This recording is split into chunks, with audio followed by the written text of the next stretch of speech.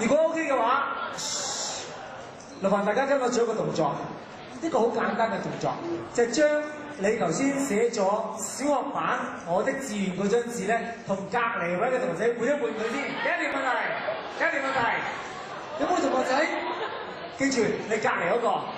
佢個小學我的志願係諗過做老師嘅，你幫佢舉手。哇！使唔使有冇多啲啊？老師嘅 ，OK，得晒。有冇同學仔？你隔離嗰一個係諗住做醫生嘅，你幫佢舉手。護士嘅冇啊，護士，只有啲男護士都得喎。OK， 好啦，跟住有冇諗過做隔離嗰個啊？警察嘅，你幫佢舉手。哇，咩林阿 Sir 都有。OK。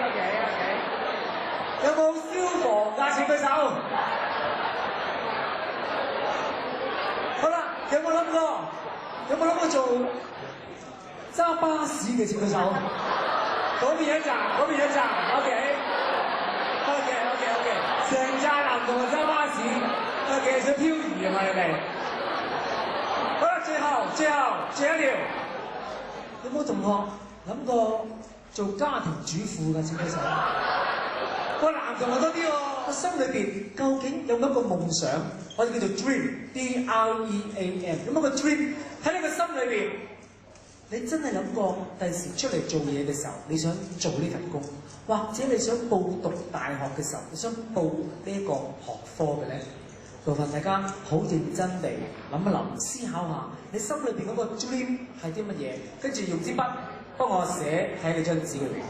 好啦，有幾個條件嘅啫。第一個條件，唔好諗呢個 dream 你有冇能力做得到。總之呢個係你嘅夢想，第一個條件。第二個條件，如果有年輕朋友問我，喂，阿信我唔止一個 dream 㗎，有冇2個3個 dream 得唔得？唔緊要，如果你有2個3個4個 dream 嘅話咧，寫埋出嚟。嗱，乜嘢叫做生涯規劃咧？其實生涯規劃呢個概念 life planning 喺香港甚至乎喺澳門我哋呢邊咧，都叫做起步階段嘅啫。香港咧，我做生涯規劃教育咧，我做咗6年幾。不過咧，其實生涯規劃咧喺歐美國家咧，其實人哋行先咗好耐。通常喺歐美國家，生涯規劃同啲乜嘢學生做嘅咧？唔係，聽住每一個年青人，當你將要行到十字，唔知年青人嘅成年人都係㗎。每一個成年人或者年青人，當你行到十字路口個階段嘅時候咧，你就係要為自己預備1.5年至2年嘅時間，為自己做生涯規劃。即係咩啊？中六畢業之後，你要考個咩試㗎？考個入大學入學試㗎嘛。喺呢個咧做啲十字路口，十字路口之前咧用1.5至2年嘅時間，即係而家嘅高中2同埋高中3。但係如果而家1月嘅話咧，就即係高中1嘅下學期開始，同埋高中2嘅同學仔咧，你開始要為自己做生涯規劃。如果你讀4年大學嘅話，你應該喺大概 ESV 嘅時候咧，你要為自己做規劃。但點解要為自己做規劃同埋做規劃做啲乜嘢咧？睇睇呢度，其實做規劃咧就有5個範疇。第一個範疇咧就係講事業。喂，年輕朋友，你有冇為自己去 plan 緊自己做乜嘢嘅工作？即係頭先我話你嘅 dream 係啲乜嘢？第二個學習，你有冇為自己諗過你要讀啲咩書咧？嗱，好老實嗰句，今日嘅講座第3個 message， 第3個信息，我要送俾大家。你要知道自己有個咩嘅 dream， 你先至知道自己應該讀啲乜嘢書。嗱，呢個好緊要㗎。點解我講咧？你會發覺好多嘅工作，原來同中學某啲學科係掛鈎。嗱，所以你記住，你要清楚自己有個咩嘅 dream， 你先至知道自己應該要讀啲咩書。所以頭先如果有同學仔想做臨床心理學家嘅話咧，你要知道第時有機會入大學嘅時候，你要讀心理學，同埋仲要咧讀到乜嘢啊？咩程度啊？學大學畢業並唔能夠做到一個臨床心理學家，你做到碩士先至做到一個臨床心理學家。頭先有同學仔想做空姐空少嘅，你知唔知你一科咧個成績一定要非常之好係咩啊？英文。OK， 頭先同學仔想做社工嘅，唔該你啊讀完中六之後咧，你入去澳門理工讀社工。會計嘅，需唔需要讀會計啊？調翻轉喎，讀會計原來唔一定要讀大學嘅喎，做會計師。你可以考個 LCC 嘅試嘅時候咧，不停考上去，喺10年裏邊，你考晒14張 paper 嘅話咧，你就可以做一個註冊嘅會計師喎。死人化妝嘅話，你唔使坐喺度啦，扮死人咪得咯。咁咪至少到死人化妝師唔係，死人化妝咧，喺香港嚟講咧，原來中三畢業就可以做死人化妝師㗎啦。一陣間我遲啲會再講多少少俾你聽。嗱，所以你發覺你要知道自己想做啲乜嘢，你先知道自己咧應該做啲咩書，呢個非常之緊要嘅。好啦，第三個人生，你嘅生活嘅 style。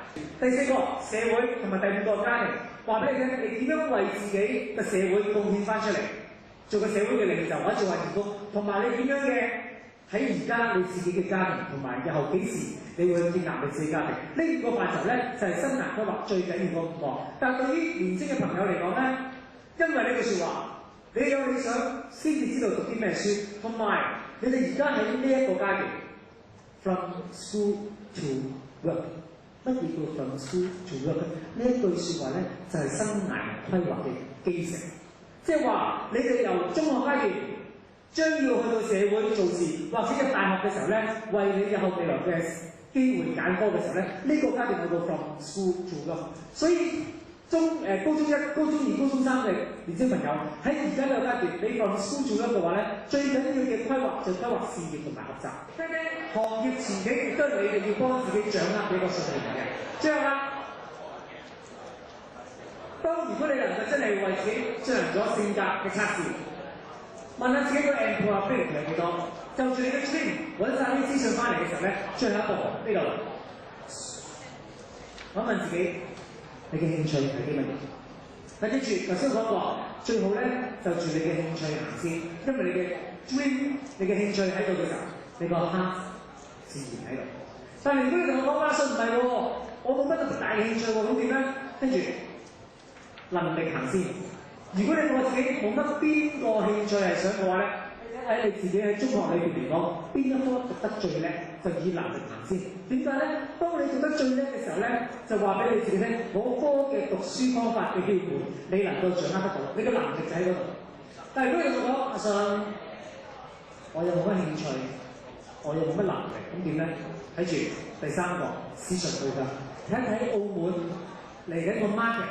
邊啲工作咧比較穩定，同埋邊啲工作咧，你發覺咧比較即係嗰個行業嘅 extension 係比較好，唔係萎縮嘅，你就走埋去。如果你唔抗拒嘅話，咁就冇死嘅。好，另外，綜合晒所有嘅資訊嘅時候咧，對自己做一個評估，同埋最緊要你嗰個嘅專同學科嘅關係。嗱，所以四招好老土，不過真嘅，認識自己，問一問自己個 employability 有幾高，有冇識得 test。同埋有啲咩其他嘅選擇係啱。第三個，清楚你個 dream 嘅市場資訊。當你發覺清楚咗嘅時候咧，你可能覺得個 dream 唔係在你嘅 dream，你寧願揾第二個㗎啦。同埋最後，將所有嘅資訊咧去做一個評估，同自己做一個評估。如果你唔掌握嘅話咧，揾翻你哋嘅學校社工，同你自己做一個評估 reassessment， 問翻自己究竟呢個評估咗之後，應該你嚟緊讀過乜嘢嘅學科？所以呢個咧，整體嚟講，呢個流程咧就係生涯規劃裏邊。頭先嗰個 belief， 你哋有得揀。value 點解你要揀啊？你揀一個你有 heart 嘅學科喺度。perspective 問一問喺澳門而家 here and now 呢個情況，呢個經濟狀況之下，澳門有啲咩工作俾你揀？同埋 methodology， 頭先呢幾個性格 employability、marketing information， 同埋你點樣做自己嘅 reassessment。成個嘅流程咧就係生涯規劃，我哋所講 from school to work 你要學嘅 skill 就係呢件。你要掌握到呢啲嘅時候咧，你先至能夠出嚟咧揾到份自己啱同埋有興趣嘅工作。所以點解咁大堆嘅嘢唔用你2年時間去做準備？